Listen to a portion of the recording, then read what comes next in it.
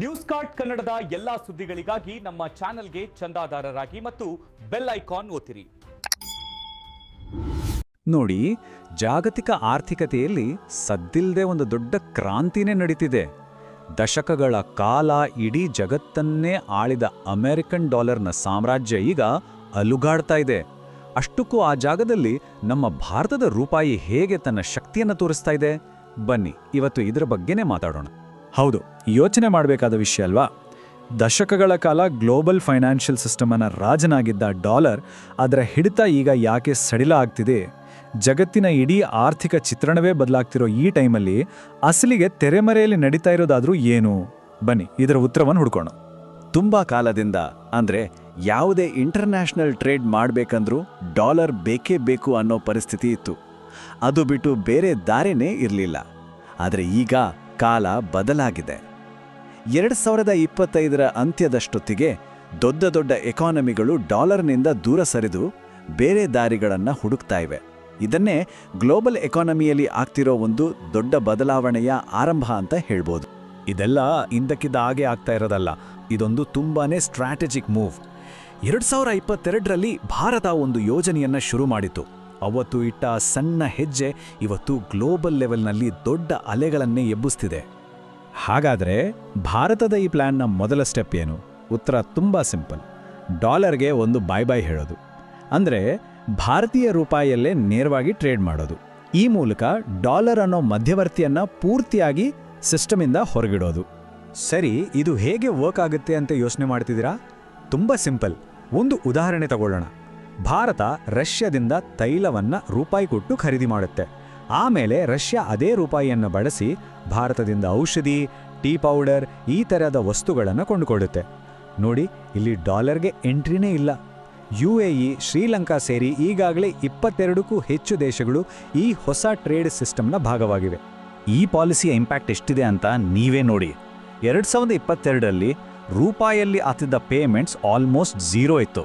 ಆದರೆ ಇವತ್ತು ಭಾರತ ಆಮದು ಮಾಡಿಕೊಳ್ಳೋ ಕಚ್ಚಾ ತೈಲದಲ್ಲಿ ಸುಮಾರು 45% ಪಾವತಿ ರೂಪಾಯಲ್ಲೇ ನಡೀತಿದೆ. ಇದು ಸುಮ್ಮನೆ ಒಂದು ನಂಬರ್ ಅಷ್ಟೇ ಅಲ್ಲ, ಇದು ಗ್ಲೋಬಲ್ ಟ್ರೇಡ್ನಲ್ಲಿ ಆಗ್ತಿರೋ ಒಂದು ದೊಡ್ಡ ಕ್ರಾಂತಿನೇ ಸರಿ. ಇದರ ನೇರ ಪರಿಣಾಮ ಏನು ಗೊತ್ತಾ? ಭಾರತದ ಫಾರೆಕ್ಸ್ ರಿಸರ್ವ್ಸ್ ಅಂದರೆ ವಿದೇಶಿ ವಿನಿಮಯ ಸಂಗ್ರಹ ಈಗ $688 ಬಿಲಿಯನ್ ರೆಕಾರ್ಡ್ ಮಟ್ಟಕ್ಕೆ ತಲುಪಿದೆ. ಇದರ ಅರ್ಥ ಏನು ಅಂದರೆ ಗ್ಲೋಬಲ್ ಲೆವೆಲ್ನಲ್ಲಿ ಯಾವುದೇ ಫೈನಾನ್ಷಿಯಲ್ ಕ್ರೈಸಿಸ್ ಬಂದರೂ ಅದನ್ನು ಫೇಸ್ ಮಾಡೋಕೆ ಭಾರತ ಈಗ ಮೊದಲಿಗಿಂತ ತುಂಬಾ ಸ್ಟ್ರಾಂಗ್ ಆಗಿದೆ. ಸರಿ, ರೂಪಾಯಿ ಟ್ರೇಡ್ ಅನ್ನೋದು ಕಥೆಯ ಒಂದು ಭಾಗ ಅಷ್ಟೇ. ಭಾರತದ ಇನ್ನೊಂದು ಪವರ್ಫುಲ್ ವೆಪನ್ ಇದೆ. ಅದು ಬೇರೆ ಯಾವುದೂ ಅಲ್ಲ, ನಮ್ಮೆಲ್ಲರ UPI ಅಂದರೆ ಯೂನಿಫೈಡ್ ಪೇಮೆಂಟ್ಸ್ ಇಂಟರ್ಫೇಸ್.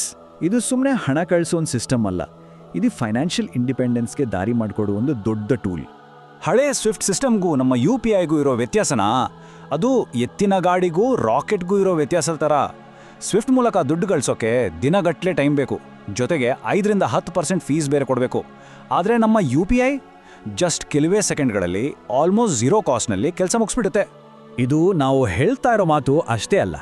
ಇಡೀ ಜಗತ್ತಿನ ಎಕಾನಮಿಯನ್ನ ಮಾನಿಟರ್ ಮಾಡೋ IMF ಅಂದರೆ ಇಂಟರ್ನ್ಯಾಷನಲ್ ಮಾನಿಟರಿ ಫಂಡ್ ಕೂಡ UPIನ ಪವರನ್ನು ಒಪ್ಕೊಂಡಿದೆ. ತನ್ನ 2025ರ ರಿಪೋರ್ಟ್ನಲ್ಲಿ IMF ಇದನ್ನ ವಿಶ್ವದ ಅತಿ ದೊಡ್ಡ ರಿಯಲ್ ಟೈಮ್ ಪೇಮೆಂಟ್ ಸಿಸ್ಟಮ್ ಅಂತ ಹೊಗಳಿದೆ.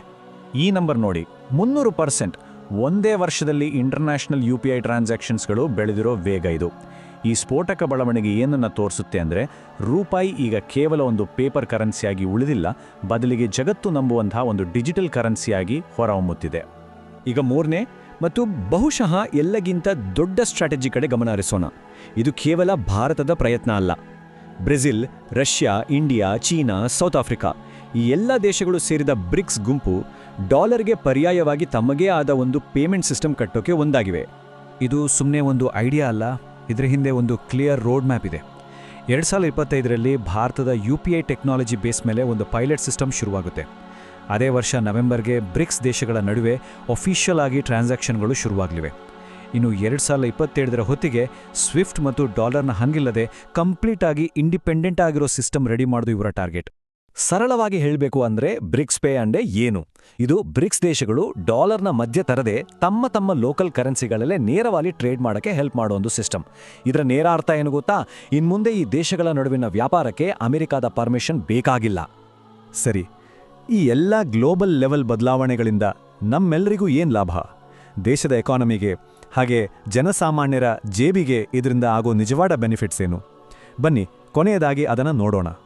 ಮೊದಲಿಗೆ ದೇಶದ ಎಕಾನಮಿಗೆ ಆಗೋ ಲಾಭಗಳನ್ನು ನೋಡೋಣ. ನೋಡಿ, ರೂಪಾಯಿಯಲ್ಲೇ ಟ್ರೇಡ್ ಮಾಡೋದ್ರಿಂದ ನಮ್ಮ ಇಂಪೋರ್ಟ್ ಬಿಲ್ ಕಮ್ಮಿ ಆಗುತ್ತೆ. ಅಂದರೆ ನಾವು ಹೊರಗಡೆಯಿಂದ ತರಿಸೋ ವಸ್ತುಗಳಿಗೆ ಕಡಿಮೆ ಖರ್ಚು ಮಾಡ್ತೀವಿ.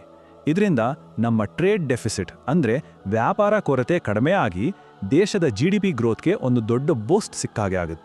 ಇದೆಲ್ಲ ಆಯಿತು ದೇಶದ ಲೆವೆಲ್ನ ಮಾತು. ಆದರೆ ನಿಮ್ಮ ತರಹ ಜನಸಾಮಾನ್ಯರ ಲೈಫ್ ಮೇಲೆ ಇದರ ಇಂಪ್ಯಾಕ್ಟ್ ಏನು?